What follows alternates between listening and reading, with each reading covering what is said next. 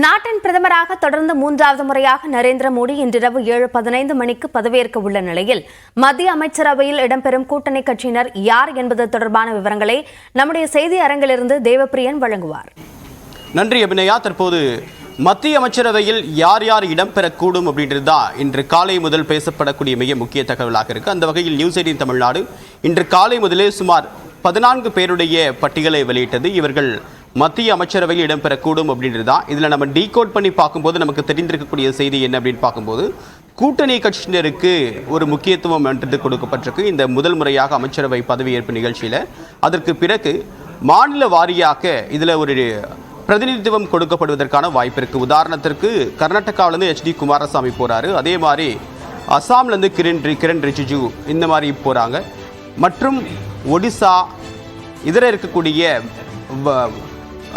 ஹிந்தி பேசக்கூடிய மாநிலங்களில் அதிக அளவுக்கு பிரதிநிதித்துவம் அப்படின்றது கிடைக்கப்பெற வாய்ப்பு இருக்குது. ஆனால் இதில் மிகவும் எதிர்பார்க்கப்படக்கூடிய விஷயம் என்ன அப்படின்னு பார்க்கும்போது, தமிழ்நாட்டிலிருந்து பிரதிநிதிகள் அமைச்சரவை இடம்பெறக்கூடும் அப்படின்றது தான் மிக முக்கியமான ஒரு எதிர்பார்ப்பாக இருந்தது. ஆனால் கர்நாடகாவில் இடம்பெறக்கூடிய நிலையில் தமிழ்நாட்டிலிருந்து யார் அமைச்சராக போகிறார்கள் அப்படின்றது தான் ஒரு எதிர்பார்ப்பாக இருந்தது. ஆனால் தற்போது வரைக்கும் அது தொடர்பான ஒரு கிளாரிட்டி அப்படின்றது கிடைக்கல. இன்னும் இந்த அமைச்சரவை பதவியேற்பிலே அவங்க பேர் இடம்பெறக்கூடுமா அப்படின்றத ஒரு மிக முக்கியமான ஒரு கேள்வியாக இருக்குது. இது தொடர்பான விவரங்களுடைய நிகழ்ச்சியுடைய சிறப்பு செய்தியில் சுசித்ரா, கர்நாடகாவிலிருந்து பேர் இடம்பெற்றிருக்கு, ஆந்திராவிலிருந்து பேர் இடம்பெற்றிருக்கு, ஒடிசாவிலிருந்து பேர் இடம்பெற்றிருக்கு. தமிழ்நாட்டிலிருந்து ஏன் யாருடைய பேரும் இடம்பெறவில்லை? தமிழ்நாட்டிலையும் அமைச்சர்கள் இடம்பெறுவார்கள் அப்படின்ற தகவல் இருந்தது. அது இப்போது சாத்தியமா அல்லது அடுத்த பேட்ச்ல தான் அதுக்கு வாய்ப்பு இருக்கா?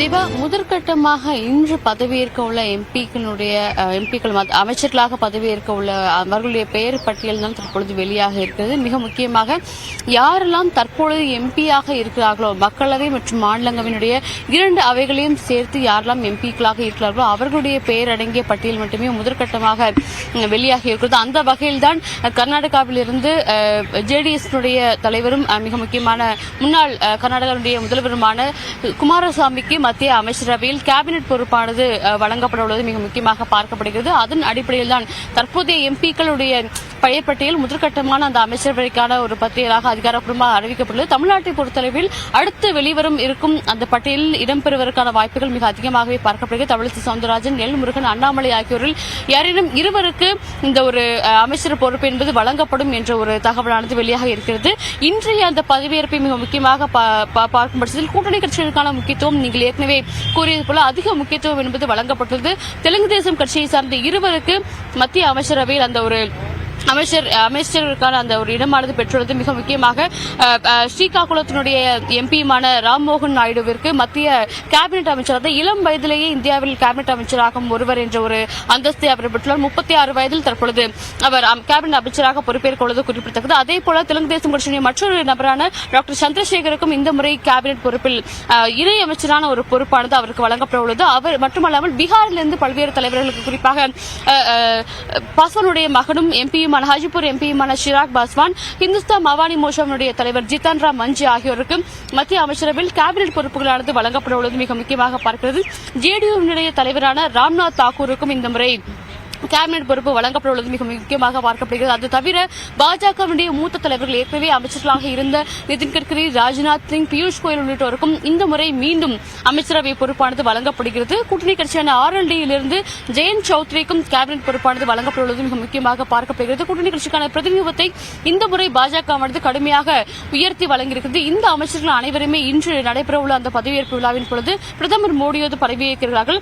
இவர்கள் தவிர பாஜகவுடைய மூத்த தலைவர்களான சர்பானந்த் சோனோவால், அர்ஜுன் ராம் மேஹ்வால், அது மட்டுமல்லாமல் அப்னாதல் கட்சியினுடைய தலைவர் அனுப்பிரியா பட்டேலுக்கும் இந்த முறை வாய்ப்பானது மீண்டும் வழங்கப்பட்டுள்ளது. அமித்ஷா, பிரகலாத் ஜோஷி மற்றும் டாக்டர் சிதேந்தர் சிங் ஆகிய மூத்த தலைவர்கள் இந்த முறை மீண்டும் அமைச்சர்களாக பொறுப்பேற்க உள்ளார்கள் என்று மிக முக்கியமாக பார்க்க வேண்டும். அதேபோல் மத்திய பிரதேச மாநிலத்தினுடைய முன்னாள் முதல்வரான சிவராஜ் சிங் சௌஹானுக்கு இந்த முறை உள்துறை அமைச்சர் ஒரு அண்மை செய்தி கிடைச்சிருக்கு. பாஜக தொண்டர்களால் மிகவும் எதிர்பார்க்கப்படக்கூடிய ஒருவருக்கு அமைச்சர் பதவி கிடைப்பதற்கான வாய்ப்பு இருக்கதா ஒரு அண்மை செய்தி கிடைச்சிருக்கு. அதுதான் பாஜகவுடைய மாநில தலைவர் அண்ணாமலை இன்று அமைச்சராக அறிவிக்கப்படுவார், பதவியேற்கக்கூடிய வாய்ப்பு இருக்கிறதா ஒரு ஏறக்குறைய உறுதியான தகவலாகவே தற்போது வெளியாக இருக்கு. அவருக்கான வாய்ப்பு இருக்கிறதா இன்னைக்கு?